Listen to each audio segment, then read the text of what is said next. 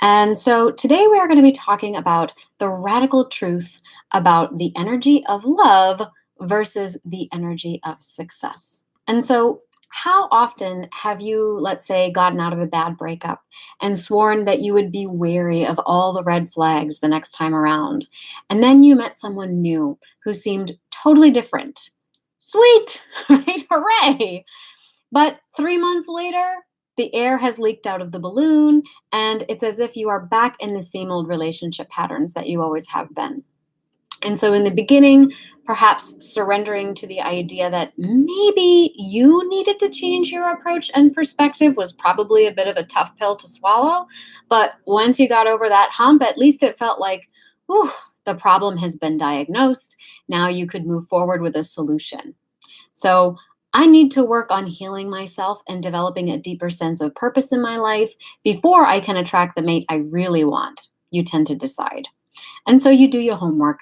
You watch all the YouTube videos, you read all the self-help and personal development books, you attend all the yoga classes, meditation classes, and retreats within a 5-mile radius because you are hell-bent on healing the parts of you that you had finally accepted were somehow malfunctioning.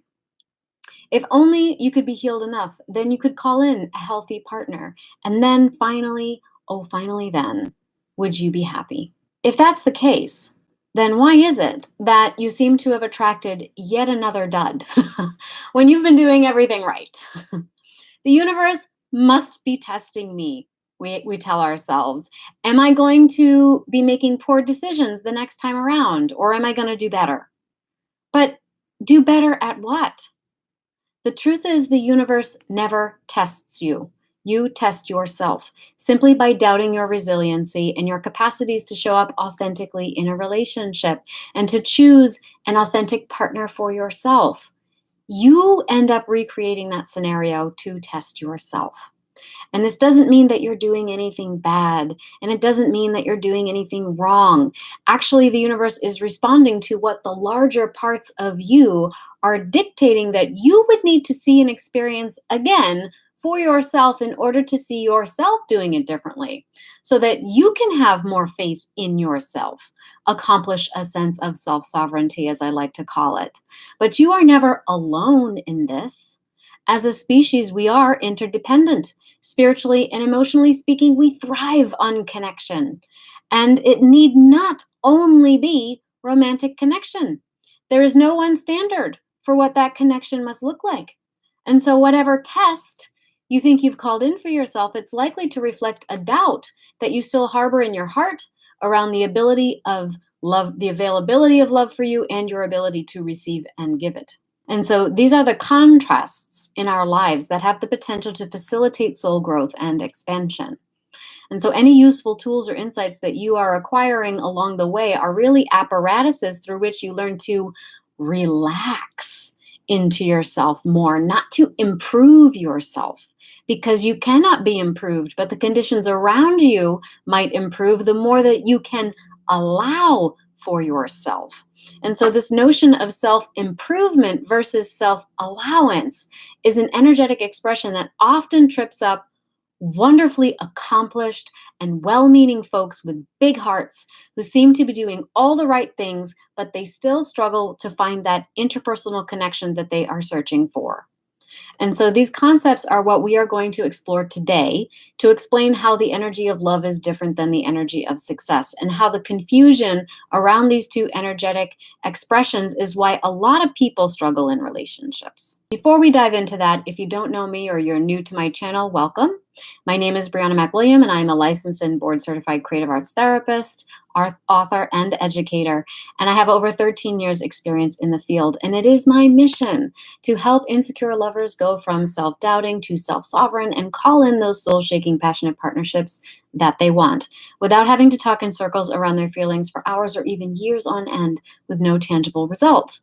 And I use the McWilliam method to help do this, which is founded upon 3 essential principles and tools, and that is cognitive reframing, body activation, and arts-based experiential. So here today, we are going to focus on cognitive reframing, but we are discussing the way energy moves through the body.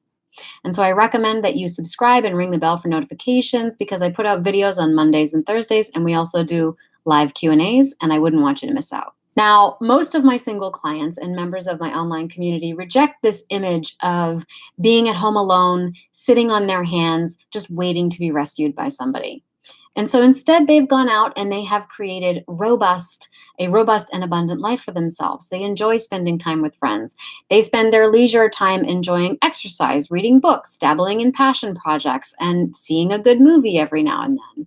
They're also well versed in self-help and personal development, and maybe even attend retreats and occasional out-of-town seminars on the topics that intrigue them. And sometimes they even feel as though they have accomplished most of what they set out to do in life to do. So they feel that they are smart, accomplished, and independent, and they certainly are. But there's something missing. And usually that is a partner to share it with. They might find themselves wondering, how is it that I can be so capable in every other facet of my life except for this one? Why is it that things always seem to start out promising, but then somehow they tend to fade, fizzle, or just ghost out of existence? Well, today I'm going to tell you why. And that is because the energy that is required to accomplish that which feels, let's say, productive in life does not always translate into the energy that will make you successful in love. And well, so what is the difference? It is this difference between the concepts of self-improvement and self-allowance. So, from the perspective of self-improvement, parts of us have become, let's say, fractured or split off in some way. And so we must recover and integrate them like finding the missing pieces to a puzzle. But this is really to adopt kind of a static notion of self, like we are these sculptures to which you can only add or take away clumps of clay or stone. But in truth, we are made up of a bunch of moving parts, most of which we cannot even see unless they move into this sliver of light that is our conscious awareness. Yet we can certainly feel most of them most profoundly through our mysterious emotions and compulsions. And so instead of imagining this concept of self as like a broken puzzle, I would have you imagine it like a light bulb that is brilliantly illuminated with electricity, which is constantly moving energy. And so over time, hardship and experience may have splashed some paint or soot over that light bulb to obscure its illumination. But as you begin what I'm going to call the gentle and patient work of wiping off that film, you will find that that light bulb still shines just as brightly behind the grime. There is no improvement necessary, simply a matter of an unveiling or an unfolding or a relaxing into it. Now, I know that this sounds kind of abstract, so I want to dig a little bit more deeply into it. And we'll start off with this notion of being successful, right? Of self-improvement, that concept, the type of energy we're circling around.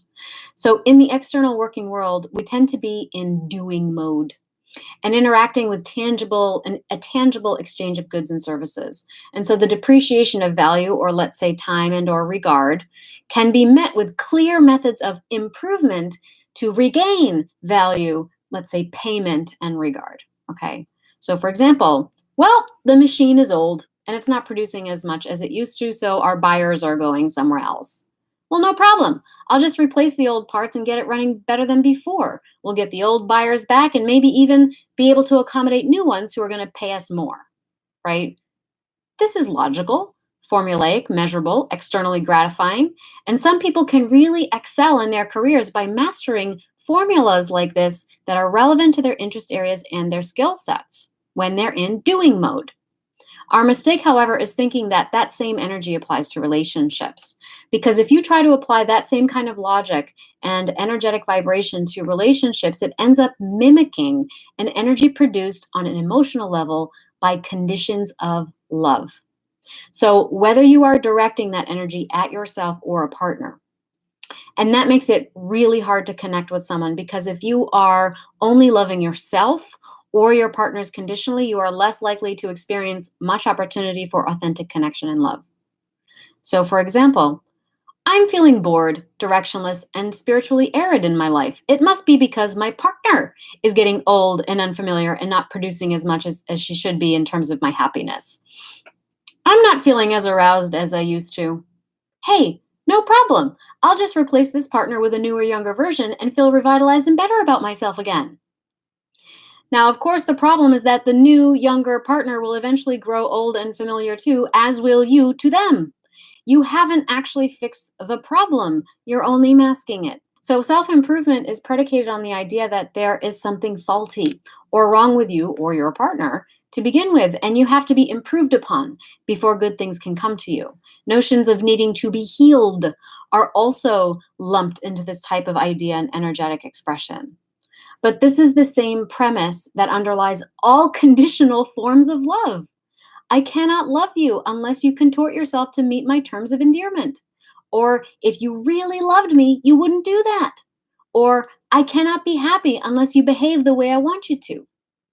Another way to think of this is that people might say, "Oh, you're so selfish. You're just trying to please you." But what they really mean is, you should be pleasing me instead. So you put it all together, the message becomes, you're so selfish because you're just trying to please you, and I'm not selfish because I think you should be pleasing me instead. Now, you see what a contradictory, kind of messed up logic and confused energetic signature those conditions and premises create? And so, add to that, we think love can only be expressed by an exchange of goods and services, and we call it need satisfaction. And so we feel rejected when incompatibilities reveal an exchange of time, activities, and efforts is not really feasible in a long term committed relationship. But that doesn't mean we have to withdraw our love. It also suggests that you cannot find love until you have healed enough to deserve it. And so, if you energetically vibrate in a way that suggests that you don't internally think or emotionally feel that you are healed enough or good enough to deserve love, and your actions extend from that premise, then you will find partners that mirror that sentiment back to you, not as a punishment, but as a poke from the universe trying to show you what direction you might want to head in next, which is away from the energetic expression of improvement and towards the energetic expression of allowance, more specifically, self allowance. So let's take a look at self allowance. Now, allowance is a surrendering of the illusion of control over things that you cannot control in order to assume control over the things that you actually can. And of course, having the ability to know the difference. And it's also an ability and a willingness to recognize and receive the deliverance of your desire in a form that you may not expect. So, self improvement makes you feel tight and anxious. Self allowance makes you feel relaxed and going with the flow. Self improvement makes you obsessed with outcomes and results and constantly measuring your performance. Self allowance is living in the moment and trusting that once you have a sense of direction, the next steps will come. Self improvement is forcing a vision on something and making it happen. Self allowance is remaining open to receiving the vision from your deepest place of inner knowing and following the signs that will lead you there. Now, often an obstruction to receiving the vision from your deepest place of inner knowing is the presence of judgment and notions about deservedness. So it's really important to note here that there is a difference between judgment and discernment, and the difference is in the energy. So when we judge, we tend to make a mess bigger. When we use discernment, we're simply making a choice. So blame and rejection are born of judgment, compassion and clarity are born of choice, conscientious choice and discernment. So let's say that I would like to change jobs. To judge myself would sound like the following: I'm so stupid, I hate my job, there's nothing I can do to change it, no one would hire me at this point, my skill sets are so limited. Whereas discernment would sound something like, you know what, I'm struggling in this position and I feel like it's not really playing to my strengths. I think I'd feel better if I sent out a few resumes and perhaps explored alternative options. So judgment leaves you feeling burdened and not good enough or undeserving. Discernment simply examines the options and names what it is without having to disqualify or criticize it. And so a lot of people struggle with allowance because they think that they are doing all the right things to love themselves the right way, but it's only a new iteration of the same type of energy. So for example, it is not righteous to bully a bully. It's the same behavior repackaged from a different perspective. It is not generous than to give more than is asked. It is invasive and rooted in a desire to induce dependency in order to acquire and stave off a fear of abandonment or irrelevancy, acquire control. Reading every self-help book under the sun going out of your way to buy everything organic and religiously attending every meditation and yoga retreat within a 5-mile radius of your home in order to feel more spiritual may be no different than working 14-hour days at a corporate job in order to feel more accomplished. In fact, recent studies show us that people who recite positive affirmations but don't actually believe them experience higher levels of stress. And of course, stressful energy attracts more stressful energy. So, asking and allowing for what your deepest desire may be is somewhat of a fine art because it includes a willingness to embrace what you need when it shows up. And sometimes you need to grow. And oftentimes, growth stings, like ripping off a band aid to treat an underlying infection. It's going to hurt in the short term, but in the long term, you're going to function better than ever. So, how is it that we pose this quandary to the universe? Well, first we say something like, I'm willing, let's say, to open up to my own inner guidance, to direct me on my journey to fulfilling my highest purpose, and to assist me in seeing the signs that will help clear the path to whatever my deepest desire may be. And the second thing you do is when the universe then sends you a miserable lover, boss, business partner, strange family member, etc., who stimulates your worthiness issues, realize the gift of that opportunity to recognize and remove that energetic block from your vibe so that you can become increasingly a match for the fulfillment of what your deepest desire may be. Because sometimes when you want a partner, it's because you are simply afraid of something else, like, let's just say it, dying alone. And so the deliverance of a lover who stimulates your survival fears of abandonment or a smothering loss of self-identity and independence, which neuroscience tells us is at the basis of all insecure attachment styles, is a perfect mirror for the energy that you are generating around a fear of death. But this impedes your spirit from enjoying the satisfaction of the deeper desire that this fear reflects, which is to know and understand that you are loving, you are loved, you are of value, you are fully capable, and can be connected to people while sustaining your independence and being on fire about life with or without a romantic partner. And so limiting beliefs give us this illusion that we know what to expect, and we find this comforting even if we are expecting the worst. But surrendering to the possibility of the unknown means allowing for the possibility that things are not as bad as you think they are or that you might expect them to be. So to recap, this notion of success, as it is equated with self-improvement, tends to block our experience of self-allowance, and that is at the basis of unconditional love. A confusion between these two energetic expressions is often what trips up these wonderfully accomplished and well-meaning folks with big hearts who just seem to be doing all the right things but are still struggling to find the interpersonal connections that they are searching for. And that is because success in the external working world, it does respond well to doing mode. And because it responds well to doing mode, we find ourselves wanting to apply those skills to our love lives, but it does not translate. In fact, it generates conditions of love which are counterproductive to finding and experiencing a fulfilling romantic relationship. And so the solution is to recognize the difference between judgment and discernment and to learn how to just relax into yourself, just as you are, without criticism or qualification. And so once you can accomplish this state of self-allowance and an appreciation for others will come much more easily to you. And you can also begin to see the contrasts or conflicts in your life as the universe's way of gifting you a new corner of yourself that you can now start to explore and expand into. And so once you can relax into that kind of a vibrational state, others who vibe at that same level of self-allowance and of self-appreciation, they are going to find you. And if you have any thoughts or questions that you have as a result of this discussion here or things that are popping up for you, I would love to see those in the comments here or in the chat box. And if you do like this content and or you want to learn more, remember to like, subscribe, and ring the bell for notifications. You can also check out the links in the caption of this video for my online courses as well as my Instagram community. And if that's all the time you have for today, I wish you a great week.